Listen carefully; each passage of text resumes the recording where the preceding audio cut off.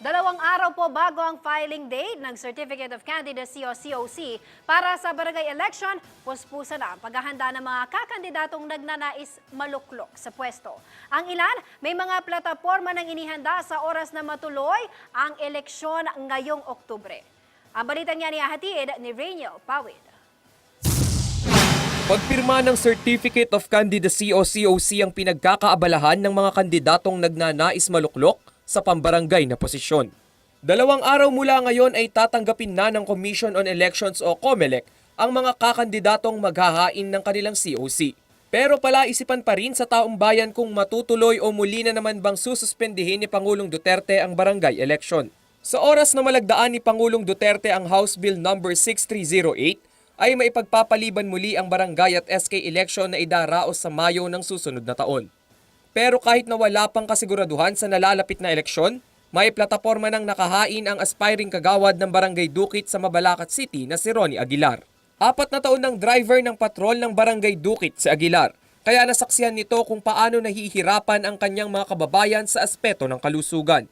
Kaya sa oras na maluklok ay programa sa kalusugan ang bibigyang pansin ng aspiring candidate. Una po sa medical kasi yung alam ko sa mga may sakit, yun ang una kong tinatarget. Pag minsan po linalapitan ako dahil driver lang ako, alanganin sila, hanap pa sila ng mga kagawad. So yun ang nag-udyok sa akin para diretso na lang sa akin. Serbisyo publiko rin ang naisibigay ng 15 taong executive officer na si Fernando Pare. Buo naman ang suporta ni Pare sa kampanya ni Pangulong Duterte sa pagsugpo ng kalakaran ng ipinagbabawal na gamot. Kaya sa oras na maging kagawad, mala Duterteng pamamalakad ang ilalatag ni Pare sa kanyang kabarangay. Gusto ko sanang ipagpatuloy yung serbisyo natin lalo na sa peace and order at yung kampanya ni mahal nating Pangulong Duterte dun sa illegal na droga. Pero ano nga bang saloobin ng mga kandidato sa walang katiyakang araw ng eleksyon? Kung matutuloy, salamat. Kung hindi naman matutuloy, susunod lang tayo sa batas ng ating gobyerno.